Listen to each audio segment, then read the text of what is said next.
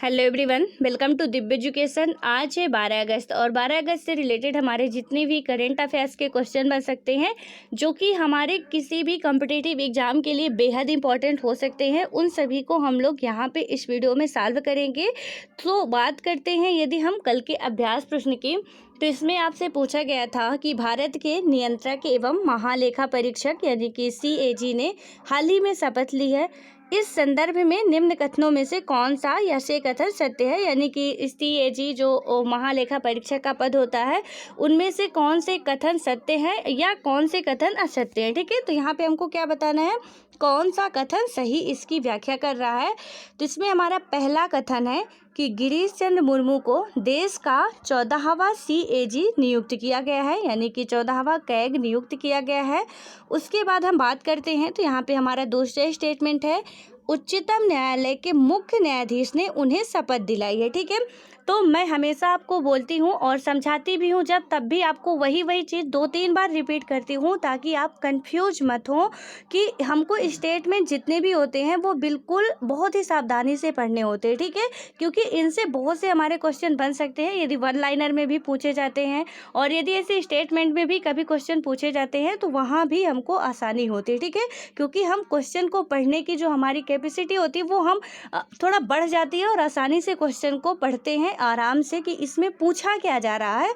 यहाँ पे क्या बात की जा रही, दूसरे स्टेटमेंट में उच्चतम न्यायालय के मुख्य न्यायाधीश उन्हें शपथ दिलाते हैं, यानी कि दिलाई है। उसके बाद हम बात करें तो संविधान के अनुच्छेद 148 में नियंत्रक एवं महालेखा परीक्षक का उल्लेख है। ठीक है, तो यहाँ पे हमारा ऑप्शन है केवल 1, केवल 2, 1 और 3, 1, 2 और 3। तो इसका राइट आंसर क्या हो जाएगा, 1 और 3। ठीक है, यहाँ पे दूसरा स्टेटमेंट जो है वो राइट नहीं है, यानी कि ये दूसरा स्टेटमेंट में क्या बात की जा रही है कि उच्चतम न्यायालय के मुख्य न्यायाधीश ने उन्हें शपथ दिलाई है, जबकि उच्चतम न्यायालय के मुख्य न्यायाधीश भारत के CAG को शपथ नहीं दिलाते हैं। ठीक है, तो ये तो सही है कि गिरीश चंद्र मुर्मू जो कि अभी हाल फिलहाल में ही जम्मू कश्मीर के उपराज्यपाल थे जिन्होंने अभी इस्तीफा दिया। ठीक है, तो उनके मतलब ये कौन है, अभी तक 13वें जो भी हमारे थे तो वो सेवानिवृत्त हुए हैं और 14वें कौन बनाए गए हैं, गिरीश चंद्र मुर्मू बनाए गए हैं। ठीक है, और यहाँ पे आप लोगों के लिए एक और क्वेश्चन है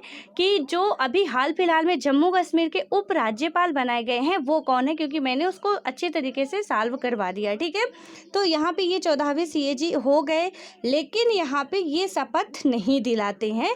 उसके बाद हम बात करें तो संविधान के अनुच्छेद 148 में नियंत्रक एवं महालेखा परीक्षक का वर्णन है। ठीक है, यानी कि मैंने आपको बताया भी था कि यहाँ पे हमारा ये जो कैग का पद होता है वो एक संवैधानिक पद है। दैट मीन्स कि संविधान में इसका वर्णन है, इसके लिए एक अलग से आर्टिकल ही रखा गया है, यानी कि 148। और ये बहुत इंपॉर्टेंट क्वेश्चन है। ठीक है, आप वेरी वेरी वेरी लगा सकते हो कि ये पॉलिटी का भी क्वेश्चन है। यहाँ पे बन सकता है कि संविधान के अनुच्छेद में मतलब कि किस अनुच्छेद में नियंत्रक एवं महालेखा परीक्षक का उल्लेख है, तो वो कौन सा होगा, 148 होगा। ठीक है, इसलिए हमारा 1 और 3 राइट होगा, क्योंकि यहाँ पे पूछा जा रहा था कौन सा कथन सत्य है, तो 1 और 3 दूसरा कथन गलत है, क्योंकि उच्चतम न्यायालय के मुख्य न्यायाधीश उन्हें शपथ नहीं दिलाई। ठीक है, उसके बाद इसकी व्याख्या की बात करते हैं तो यहाँ पे क्या बताया जा रहा है, CAG की नियुक्ति राष्ट्रपति के द्वारा की जाती है। CAG का कार्यकाल 6 वर्ष या 65 वर्ष की आयु जो भी पहले की अवधि के लिए होता है। ठीक है, यानी कि हम बात करें 6 वर्ष, जैसे कि आप समझो 6 वर्ष का मतलब है कि कोई व्यक्ति जो है, जैसे गिरीश मुर्मू जी अभी पद संभाल रहे हैं अपना। ठीक है, यदि उनका कार्यकाल 6 वर्ष तक पूरा होने में 62 साल में ही उनका कार्यकाल क्या होता है, 6 वर्ष, जब उनकी उम्र 62 साल होती है तो उनका कार्यकाल 6 वर्ष पूर्ण हो जाएगा, तो वो वहाँ से सेवानिवृत्त हो सकते हैं। और यदि वो सपोज अभी 64 वर्ष की है, ठीक है, और उन्होंने अभी पद संभाला और 1 साल बाद ही उनकी एज क्या हो जाएगी, 65 वर्ष हो जाएगी, तो भी वो सेवानिवृत्त हो सकते हैं। यानी कि 6 वर्ष, यदि एज नहीं पूरी हो रही तो 6 वर्ष तक पूरा रहेंगे, और यदि एज पूरी हो रही है तो 6 वर्ष के पहले भी वो सेवानिवृत्त हो सकते हैं। यहाँ पे कहने का मतलब ये था। ठीक है, उसके बाद हम बात करते हैं अगले क्वेश्चन की। तो यहाँ पे हमसे पूछा जा रहा है कि विश्व आदिवासी दिवस निम्न में से किस दिन मनाया जाता है? तो पहला है 9 अगस्त को, दूसरा है 15 जुलाई को, तीसरा 10 जनवरी को और चौथा हमारा 12 मार्च को। तो इसका राइट आंसर क्या हो जाएगा हमारा? इसका राइट आंसर हमारा होगा 9 अगस्त को। उसके बाद इसकी व्याख्या की यदि हम बात करें तो यहाँ पे बताया जा रहा है कि प्रत्येक वर्ष क्या होता है कि 9 अगस्त को विश्व आदिवासी दिवस मनाया जाता है, ठीक है, यानी कि वर्ल्ड ट्राइबल डे मनाया जाता है। इस वर्ष विश्व आदिवासी दिवस की थीम क्या रखी गई है? कोविड-19 और स्वदेशी लोगों का लचीलापन, ठीक है, यानी कि जो ये थीम है इसकी वो बहुत ही कुछ आपको इंटरेस्टिंग लग रही होगी, क्योंकि इसकी थीम क्या रखी गई है? कोविड-19 और स्वदेशी लोगों का लचीलापन है। विश्व आदिवासी दिवस का उद्देश्य विश्व की देशज आबादी के अधिकारों को बढ़ावा देना एवं उनकी रक्षा करना है। यह दिवस क्या होता है कि संयुक्त राष्ट्र की घोषणा के अनुसार वर्ष 1994 से प्रत्येक वर्ष 9 अगस्त को मनाया जाता है, ठीक है, यानी कि यूएन की घोषणा के बाद ये दिवस 1994 से, ठीक है, कब मनाया? मतलब 1994 से ये दिवस मनाना स्टार्ट किए थे। कौन सा? वर्ल्ड ट्राइबल डे, ठीक है। उसके बाद हम बात करते हैं अगले क्वेश्चन की, और इसकी थीम आप याद रखना, बहुत इंपॉर्टेंट है। अभी यहाँ पे पूछा कि कब मनाया जाता है, देन उसके बाद ये भी पूछ सकता है कि इसकी थीम क्या है, जो विश्व आदिवासी दिवस मनाया जा रहा है। तो 2020 की थीम क्या है विश्व आदिवासी दिवस की? तो आपको वहाँ पे फिर लगाना पड़ेगा कोविड-19 और स्वदेशी लोगों का लचीलापन, ठीक है, यानी कि इसकी थीम भी काफ़ी इंटरेस्टिंग है और आई होप कि आप सभी को ये याद भी हो जाएगी। उसके बाद हम बात करते हैं अगले क्वेश्चन की। तो हमारा अगला क्वेश्चन है, निम्न में से कौन सा देश कोरोना वायरस की पहली वैक्सीन का रजिस्ट्रेशन कराने के लिए 12 अगस्त को तैयार है? यहाँ पे पहला है चीन, दूसरा है नेपाल और तीसरा है रूस, चौथा है जापान। तो इसका राइट आंसर क्या हो जाएगा? रूस, ठीक है। उसके बाद इसकी व्याख्या की यदि हम बात करें तो यहाँ पे बताया जा रहा है कि रूस कोरोना वायरस की पहली वैक्सीन का रजिस्ट्रेशन कराने के लिए क्या हुआ है? 12 अगस्त को तैयार है। रूस के उप स्वास्थ्य मंत्री ओलेग ग्रिडनेव ने यह घोषणा किया। यह वैक्सीन गामालेया शोध संस्थान और रूस के रक्षा मंत्रालय के संयुक्त तत्वाधान में तैयार हुई है। वैक्सीन के चिकित्सा परीक्षणों की शुरुआत 18 जून को हुई और इसमें 38 लोग शामिल हुए। उन सभी में प्रतिरोधक क्षमता विकसित हो गई। पहले समूह को 15 जुलाई को छुट्टी दी गई, जबकि दूसरे समूह को, यानी कि बात करें तो दूसरे को 20 जुलाई को छुट्टी दी गई, ठीक है। तो फाइनली कोरोना वायरस की जो वैक्सीन है अब बन के कई देशों ने हालांकि तैयार कर ली है और हम कई दिनों से लगातार ये पढ़ते भी आ रहे हैं, सॉल्व करते आ रहे हैं क्वेश्चन कि कौन कौन से देश ऐसे हैं जो कि इसकी वैक्सीन यानी कि ह्यूमन ट्रायल हो रहा है, ठीक है, मानव में परीक्षण इसका हो रहा है। तो यहाँ अभी फाइनली ये जो तीनों स्टेज, इसके 3 स्टेज होते हैं कि कैसे भी आपको पता होना चाहिए कि जब भी कोई वैक्सीन बनती है, कोई भी टीका बनता है, वहाँ पे क्या होता है कि पहले पेड़ पौधों में परीक्षण होगा उसका, फिर जीव जंतुओं में परीक्षण होगा, देन उसके बाद में क्या होता है कि ह्यूमन बॉडी में इसका परीक्षण होता है, ठीक है।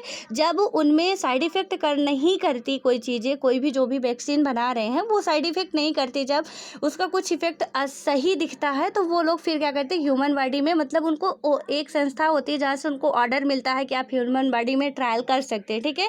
अदरवाइज आपको ज़रा सोचिए कि कोई भी वैक्सीन बनाता है, कुछ भी बना देगा और वहाँ पे ह्यूमन बॉडी में ट्रायल करेगा और वो इंसान को कुछ भी नुकसान पहुँच सकता है उससे, ठीक है। इसलिए उनके लिए फाइनल स्टेज होता है कि ह्यूमन बॉडी में वो बाद में परीक्षण करते हैं और उसके बाद फिर वो पब्लिश होने लगती है, ठीक है, यानी कि लोगों के पास तक पहुँचने लगती है। तो जो भी रूस के द्वारा कोरोना वायरस की वैक्सीन बनाई गई है वो अब ह्यूमन बॉडी के उसके 3 चरण में होते, 3 बार उसका टेस्ट किया जाता है, तीनों बार उसने सफलता प्राप्त कर ली है। अब फाइनली वो इसका जो भी अपना शामिल करेगी और भी जो प्रोसेस होता होगा उसके बाद वो क्या होगी, मार्केट में आने लगेगी, ठीक है। तो यहाँ पे एक गुड न्यूज़ भी है कि जो है कोरोना वायरस की वैक्सीन बन चुकी है और यहाँ से भारत में भी आयात निर्यात वो तो आपको पता ही है चालू ही रहेगा, ठीक है।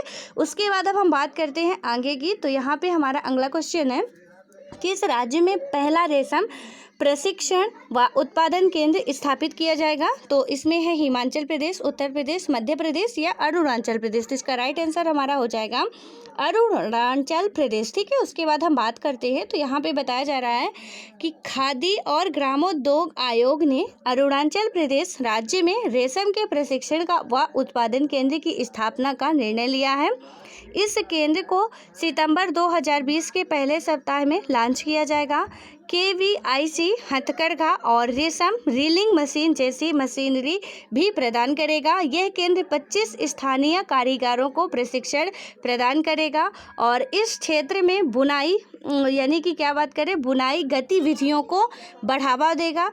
भारत दुनिया में रेशम का दूसरा सबसे बड़ा उत्पादक है। ठीक है, यानी कि ये पॉइंट आपके लिए बेहद इंपॉर्टेंट है। जो भी भारत है वो पूरे विश्व में रेशम का उत्पादन करने वाला दूसरा देश है। ठीक है, तो यहाँ पे कौन है? भारत जो है वो पूरे विश्व में रेशम उत्पादन करने वाला दूसरा देश है। और पहला देश कौन सा है वो आपको बताना है। बिल्कुल, आपके पास गूगल बाबा है, आप सर्च करोगे वहाँ पे आ जाएगा। ठीक है, यदि पता है तो अच्छी बात है और यदि नहीं पता है तो आपको पता हो जाएगा। ठीक है, लेकिन ज़रूर कोशिश करिएगा कि ये आंसर आप ज़रूर बताएं। उसके बाद हम बात करते हैं अगले क्वेश्चन की। तो हमारा अगला क्वेश्चन है, भारतीय खाद्य सुरक्षा और मानक प्राधिकरण यानी कि FSSAI ने हाल ही में घोषणा की कि स्कूलों और शिक्षण संस्थानों के कितने मीटर के दायरे के भीतर जंक फूड और अस्वास्थ्यकर भोजन की बिक्री प्रतिबंधित होनी चाहिए। तो यहाँ पे है 50 मीटर, 150 मीटर, 200 मीटर, 100 मीटर। तो इसका राइट आंसर हो जाएगा हमारा 50 मीटर। उसके बाद बात करें इसकी व्याख्या की तो यहाँ पे बताया जा रहा है कि जो भारतीय खाद्य सुरक्षा और मानक प्राधिकरण है, ठीक है, यानी कि FSSAI के CEO अरुण सिंघल ने स्कूल और अन्य शैक्षणिक संस्थानों में जंक फूड और अस्वास्थ्यकर खाद्य पदार्थों की बिक्री पर रोक लगा दी है। साथ ही क्या हुआ है कि FSSAI ने स्कूल परिसरों के 50 मीटर के दायरे में अस्वास्थ्यकर खाद्य पदार्थों की बिक्री और विज्ञापन पर प्रतिबंध लगा दिया है। यह कदम स्कूली बच्चों की सुरक्षा और पौष्टिक भोजन सुनिश्चित करने के लिए उठाया गया है। ठीक है, तो यहाँ पे मैंने आपको कई बार FSSAI का फुल फॉर्म बताया है और मतलब 3-4 बार हम लोग ये क्वेश्चन सॉल्व भी किए हैं और मैंने इसका एक अलग से वीडियो भी बनाया है। तो आप लोगों के लिए एक और क्वेश्चन है। ठीक है, 3 क्वेश्चन हो गए हैं। आप लोग ज़रूर ट्राई करिएगा इसको भी बताने का, क्योंकि मैंने इसको आपको अच्छी तरह से समझाया है FSSAI का। ठीक है, उसके बाद बात करें यहाँ पे अगले क्वेश्चन की। तो हमारा अगला क्वेश्चन है, किस राज्य सरकार ने वर्ष 2020-23 के लिए एक नई राज्य औद्योगिक विकास नीति शुरू की है? तो पहला है बिहार, दूसरा है पंजाब, तीसरा है आंध्र प्रदेश, चौथा है उत्तर प्रदेश। तो इसका राइट आंसर क्या हो जाएगा हमारा? आंध्र प्रदेश। उसके बाद इसकी व्याख्या की यदि हम बात करें तो यहाँ पे बताया जा रहा है कि आंध्र प्रदेश सरकार ने वर्ष 2020 से 23 के लिए एक नई राज्य औद्योगिक विकास नीति शुरू की है। इस नीति का उद्देश्य युवाओं के लिए रोजगार का सृजन करना है। राज्य की पिछली औद्योगिक विकास नीति 2015 से 2020 के बीच लागू की गई थी। इस नीति का अनावरण राज्य के उद्योग मंत्री गौतम रेड्डी ने किया है और इस नीति का उद्देश्य अच्छी तरह से संतुलित क्षेत्रीय विकास को बढ़ावा देना है। यह वैश्विक निवेश को आकर्षित करने के लिए कर्मचारियों को प्रशिक्षित और कौशल प्रदान करेगी। ठीक है, उसके बाद बात करें अगले क्वेश्चन की। तो यहाँ पे हमारा अगला क्वेश्चन है, विश्व जल दिवस निम्न में से किस दिन मनाया जाता है? तो 10 जनवरी को, 10 अगस्त को, 12 मार्च को या कि 25 अप्रैल को। तो इसका राइट आंसर हमारा हो जाएगा 10 अगस्त को। उसके बाद इसकी व्याख्या की यदि हम बात करें तो यहाँ पे बताया जा रहा है कि विश्व जैविक ईंधन दिवस प्रत्येक साल 10 अगस्त को मनाया जाता है। विश्व जैविक ईंधन दिवस प्रतिवर्ष जैव खनिज तेल की उपयोगिता के संबंध में जागरूकता के लिए मनाया जाता है। जैव ईंधन नवीकरणीय, प्राकृतिक और रूप से नष्ट होने वाले, बायोडिग्रेडेबल तथा पर्यावरण के अनुकूल होते हैं। इस दिन वर्ष 1893 में सर रुडल्फ डीजल यानी कि डीजल इंजन के आविष्कारक ने पहली बार मैकेनिक इंजन का परीक्षण सफलतापूर्वक किया था। ठीक है, तो यहाँ से एक क्वेश्चन और तैयार हुआ कि 1893 में सर रुडल्फ ने डीजल इंजन का आविष्कार किया था। ठीक है, उसके बाद हम बात करें अगले क्वेश्चन की। तो यहाँ पे हमारा अगला क्वेश्चन है, किस देश के प्रधानमंत्री हसन दियाब ने हाल ही में इस्तीफे की घोषणा की है? तो इसमें है लेबनान, ईरान, इराक, जापान। तो इसका राइट आंसर हमारा क्या हो जाएगा? लेबनान। उसके बाद इसकी व्याख्या की यदि हम बात करते हैं तो यहाँ पे बताया गया है कि लेबनान की राजधानी बेरूत में शक्तिशाली धमाके के बाद लोगों की मांग के आगे झुकते हुए प्रधानमंत्री हसन दियाब ने इस्तीफे की घोषणा की है। लेबनान के राष्ट्रपति माइकल आउन ने प्रधानमंत्री समेत पूरी सरकार का इस्तीफा स्वीकार कर लिया है। हालांकि राष्ट्रपति के यहाँ पे राष्ट्रपति होगा, ठीक है, तो राष्ट्रपति के ने हसन दियाब से नई सरकार के गठन तक पद पर बने रहने को कहा है। लेबनान में लोग विस्फोट के लिए लापरवाही और कुप्रबंधन को जिम्मेदार ठहरा रहे हैं, ठीक है। उसके बाद हम बात करें अगले क्वेश्चन की, तो यहाँ पे हमारा अगला क्वेश्चन है, प्रधानमंत्री नरेंद्र मोदी के अनुसार ग्रेट निकोबार द्वीप में कितने करोड़ रुपए की लागत का एक ट्रांसशिपमेंट पोर्ट का निर्माण करने की योजना है? तो यहाँ पे है 20,000 करोड़ रुपए, 10,000 करोड़ रुपए, 15,000 करोड़ रुपए या कि 12,000 करोड़ रुपए। तो इसका राइट आंसर हमारा हो जाएगा 10,000 करोड़ रुपए।